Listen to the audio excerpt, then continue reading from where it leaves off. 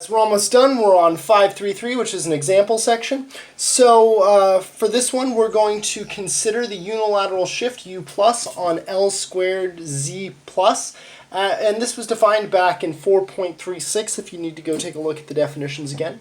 So one thing that we're going to note is that the unilateral shift is the same thing as concatenation on the beginning of a sequence by 0, and that if you concatenate a 0 onto a sequence with a non-zero entry, it is still going to have a non-zero entry. In other words, if I've got a 3 in slot 5, then when I concatenate on a 0 to the beginning of the sequence, we're going to have a 3 in slot 6. So we can never have a non-zero sequence, concatenate it with a 0, and somehow get a 0 sequence. Another way, to say this formally is if u plus of f equals 0, then f equals 0, or that the kernel of u plus is equal to 0.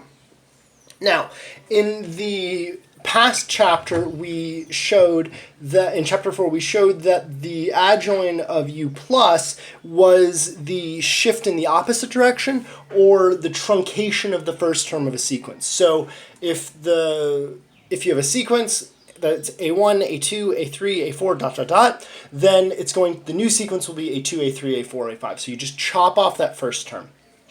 Now, because of this, by the same logic, u plus adjoint has the property where if I take u plus adjoint of f and it's equal to 0, then we know that everything except for the first term might be 0. Because again, in that first term, if I remove that first term, well, now we don't have it anymore. So if that was the only non-zero term, then the sequence will be non-zero. But if any other value in the sequence is non-zero, then the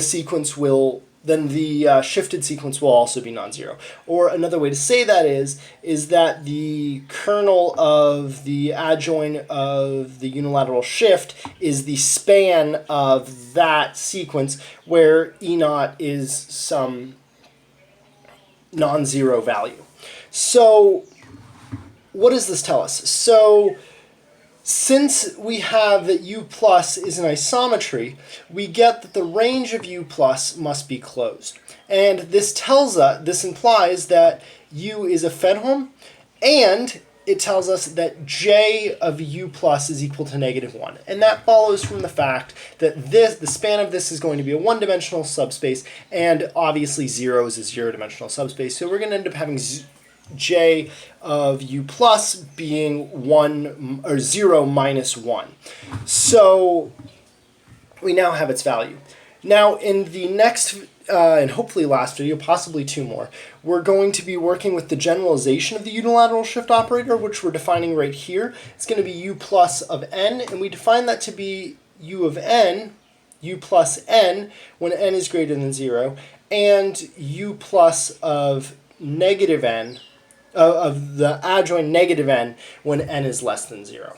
So what that's going to be, in layman's terms, are n-length either shifts, so you concatenate on a n-length finite string of zeros for the positive ones, and for the negative n's, you're going to be truncating the first n terms off of a sequence, in the same way that we were doing with the unilateral shift and the adjoint of the unilateral shift.